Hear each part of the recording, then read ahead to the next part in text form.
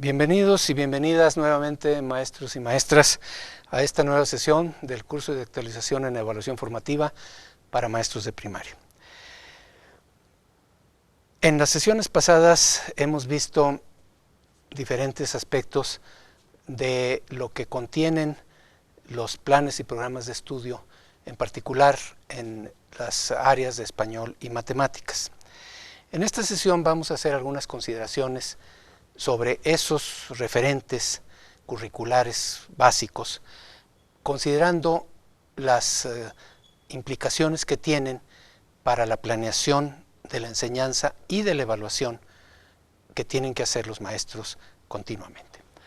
El esquema de la presentación: después de una introducción vamos a comentar la complejidad de esos referentes curriculares, vamos a hablar de la necesidad de que los maestros concreten el currículo atendiendo a las circunstancias de sus alumnos, y vamos a reflexionar sobre cómo es posible enfrentar ese reto que no es sencillo de atender.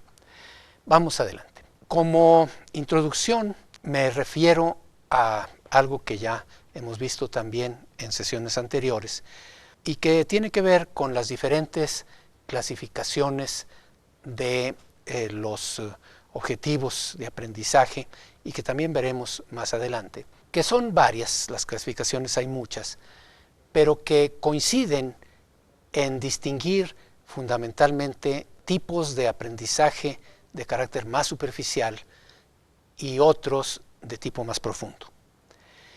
Y reflexionar sobre cómo los planes y programas tradicionales, los currículos tradicionales, muchas veces daban excesivo peso a las cuestiones de carácter superficial, a los aspectos memorísticos, descuidando los aspectos de aprendizajes más complejos, más profundos, que implican razonamiento. Por eso hablamos de una oposición entre memoria y razonamiento.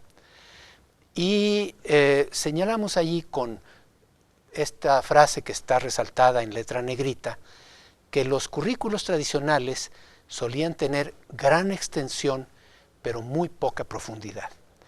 En inglés se usa una frase que tienen ustedes abajo, que dice que los currículos, los americanos se refieren a los suyos, a los planes y programas de estudio que se utilizan en las escuelas primarias y secundarias americanas, que dicen que tienen 1 milla de extensión y una profundidad de 1 pulgada. 1 milla de extensión, 1 pulgada de profundidad. 1 mile wide, 1 inch depth. Y esto lo podemos aplicar a los planes de estudio tradicionales en nuestro país también. Muy extensos, con un montón de contenidos, pero sin profundizar nada. Hay que saberse cantidad de nombres, recordar cantidad de fechas, de eventos, de batallas, de acontecimientos, de fórmulas, de nombres de figuras literarias, de reglas gramaticales, etcétera, pero casi sin reflexión, sin análisis en profundidad de lo que implican. Actualmente, en cambio,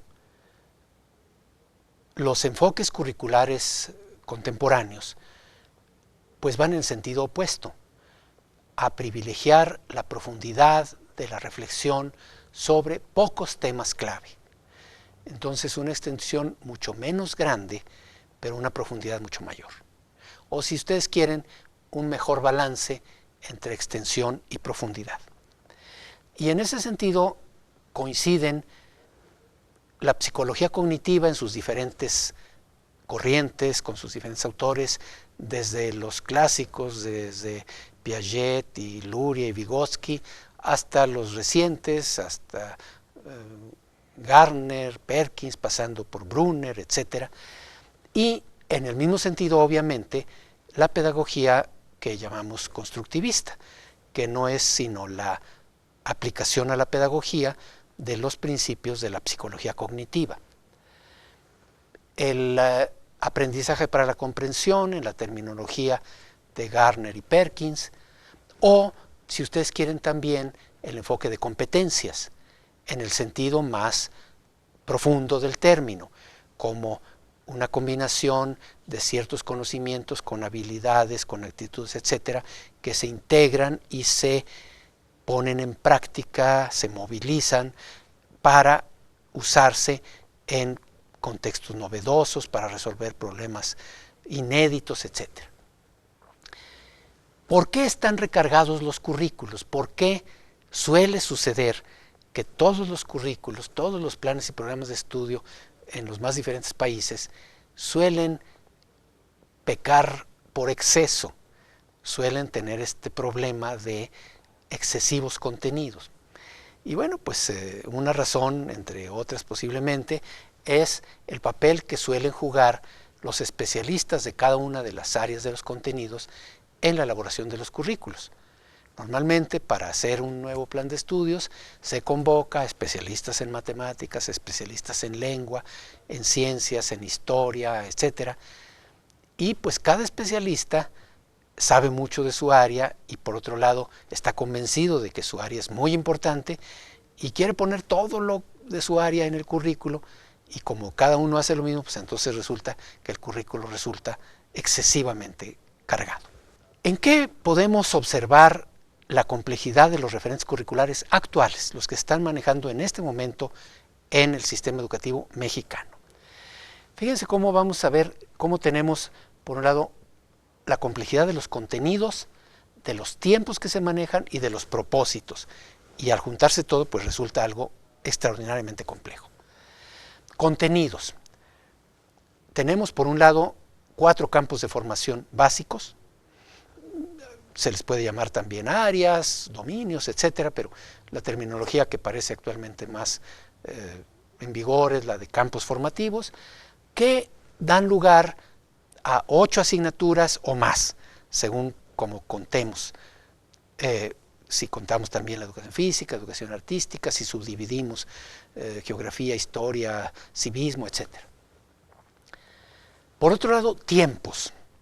Y entonces fíjense cómo tenemos una serie de tiempos de distinto alcance.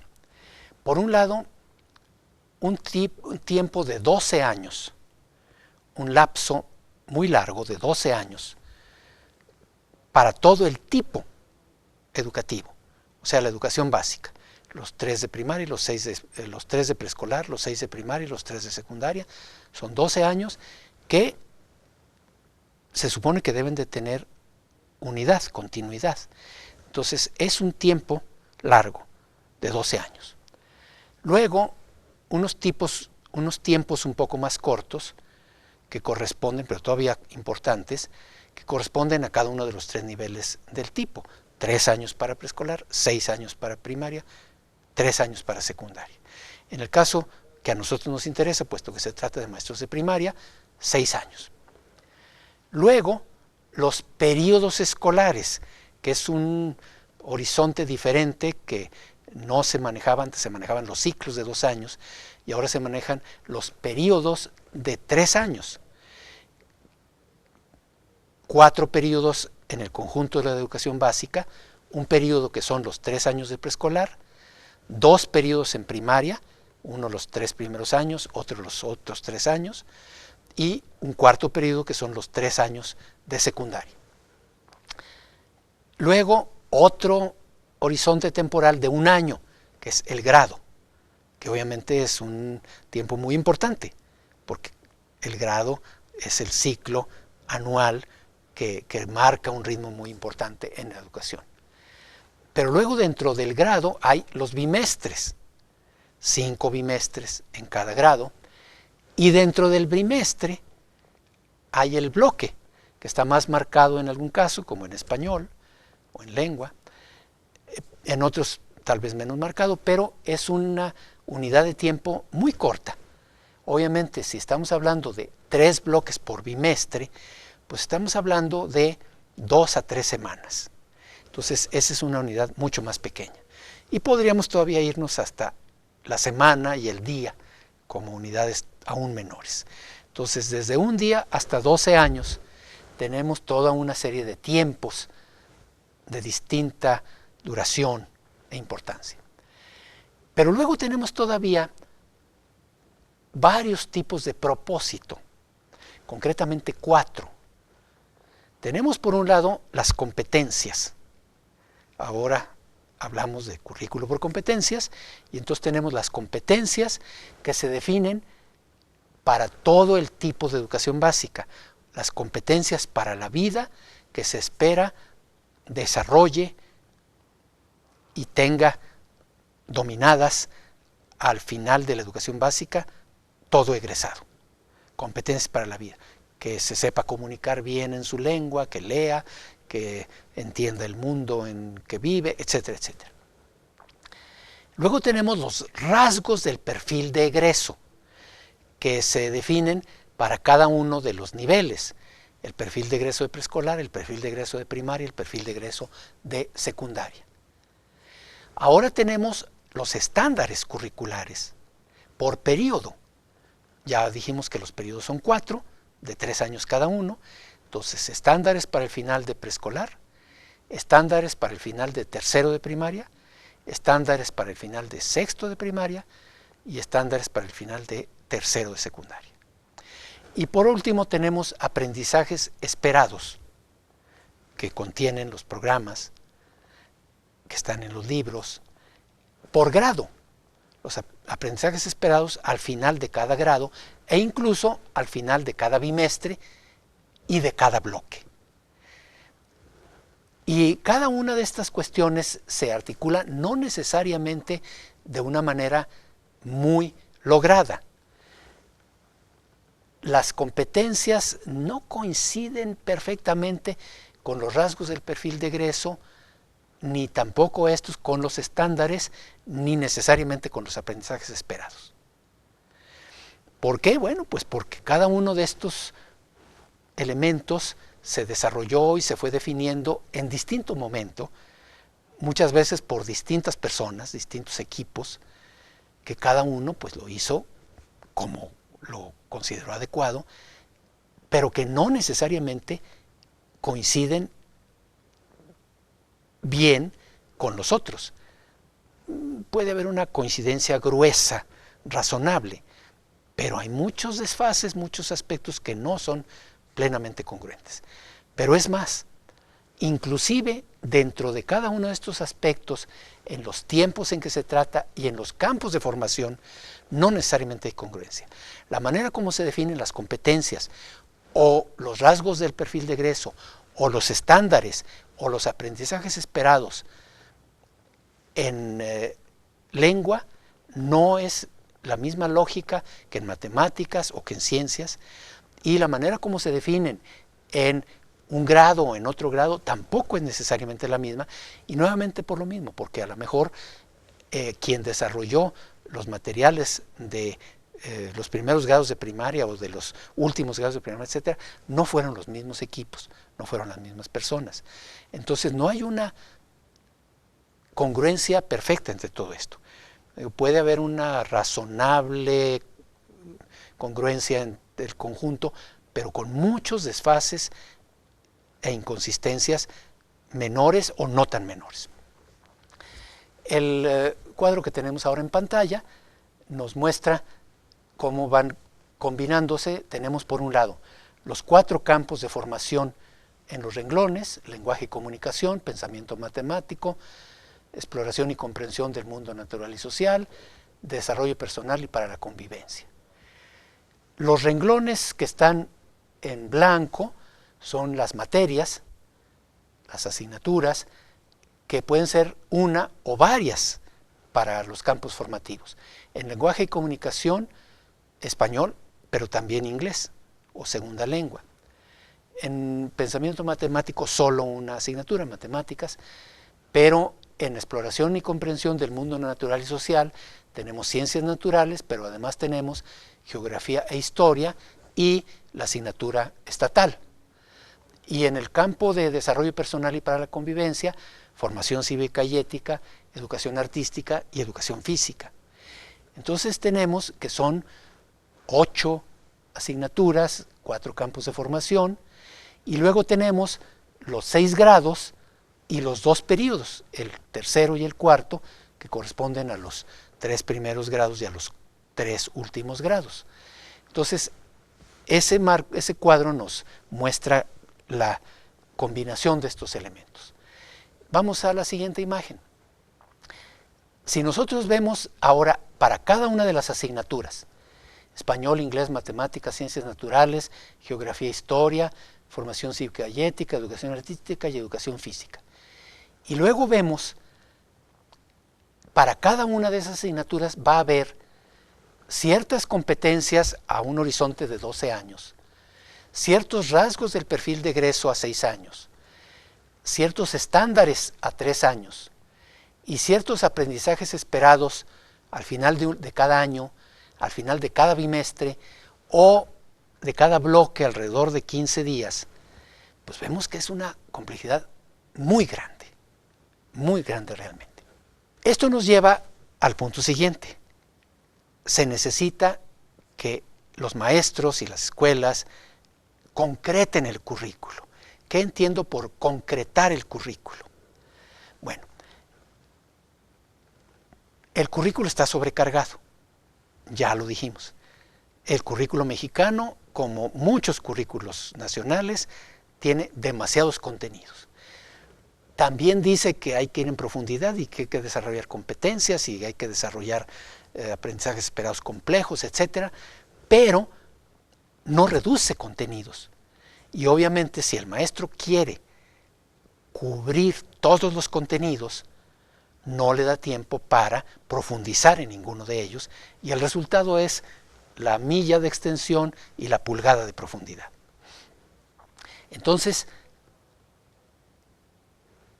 el maestro, ningún maestro, y ustedes lo saben mejor que yo, no puede cubrir en profundidad todos los temas del currículo, punto. No es posible. No es que solamente no lo puede hacer el maestro inexperto, novato o el maestro poco competente. No, no, no.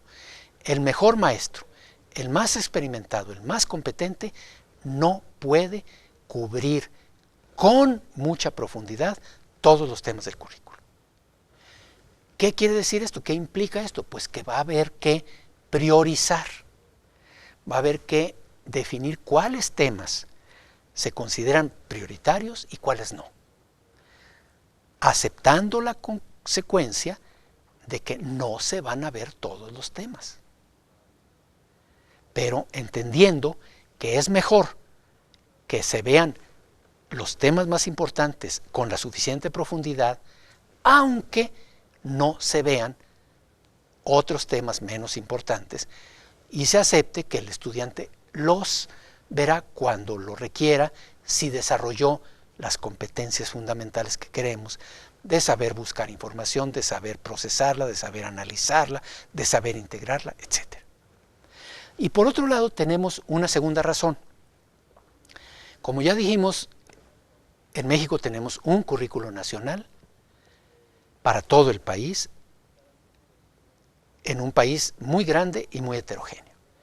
Entonces, ese currículo está pensado en un alumno que no existe, en un alumno imaginario, en el mexicano, el niño mexicano típico, que no existe.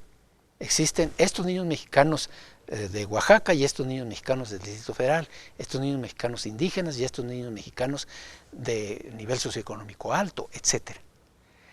Entonces, cada escuela y cada maestro en su aula tiene alumnos concretos que se pueden parecer más o menos al niño típico imaginario mexicano que supone el currículo.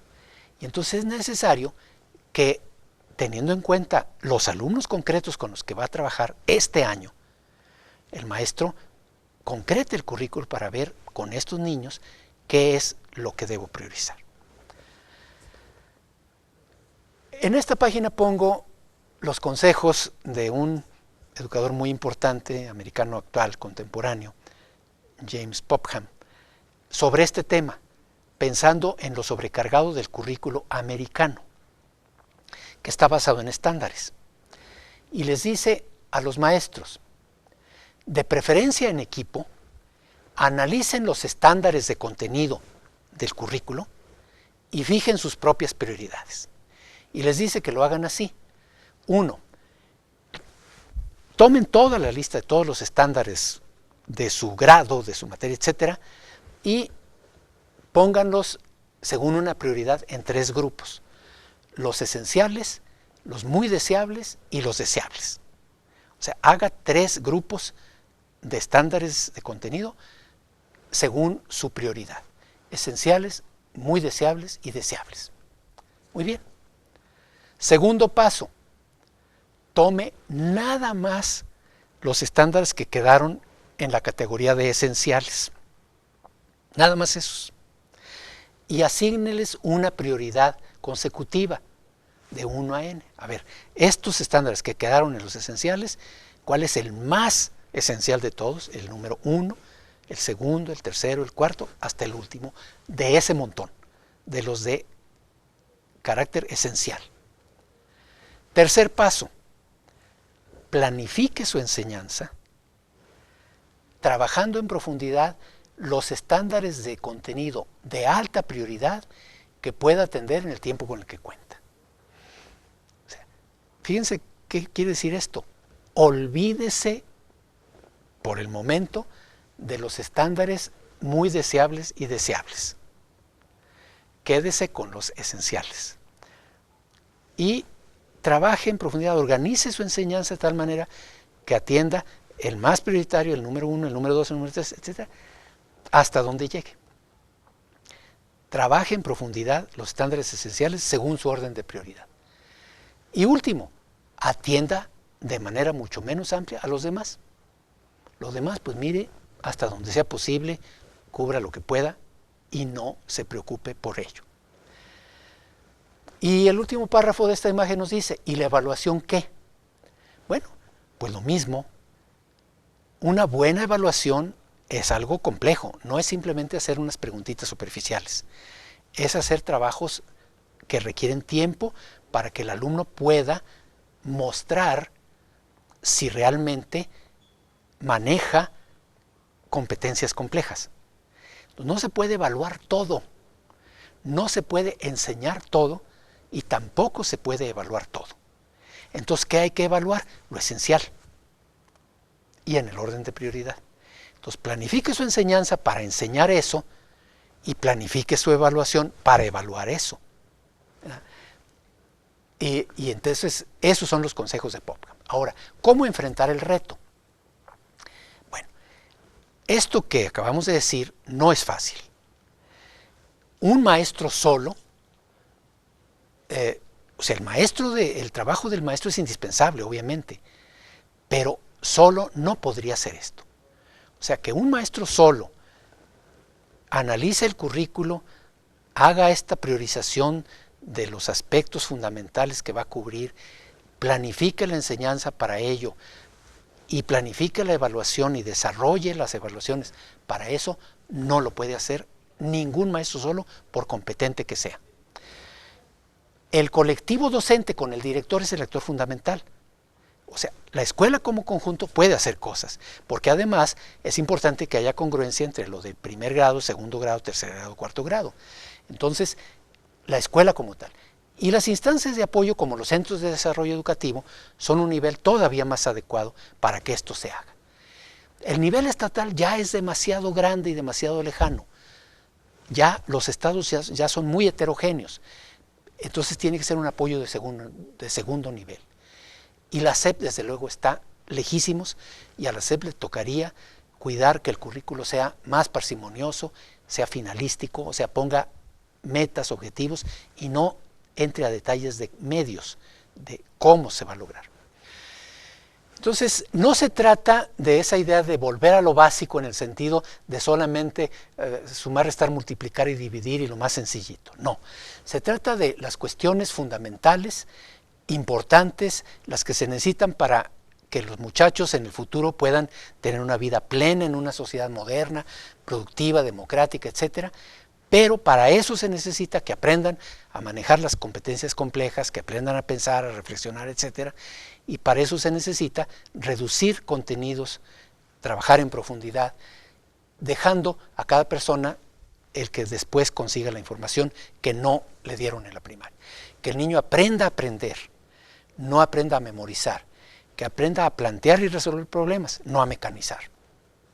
De eso es de lo que se trata tanto la enseñanza constructivista que los maestros quieren hacer, o la enseñanza para la comprensión, y también de eso se trata la evaluación formativa, que es lo que pretendemos promover en este curso. Avanzar en esa dirección no es fácil, pero tampoco es imposible. Es un esfuerzo importante, pero que lo podemos hacer. Creemos que los niños lo necesitan y que si lo hacemos los maestros nos sentiremos realizados con ello.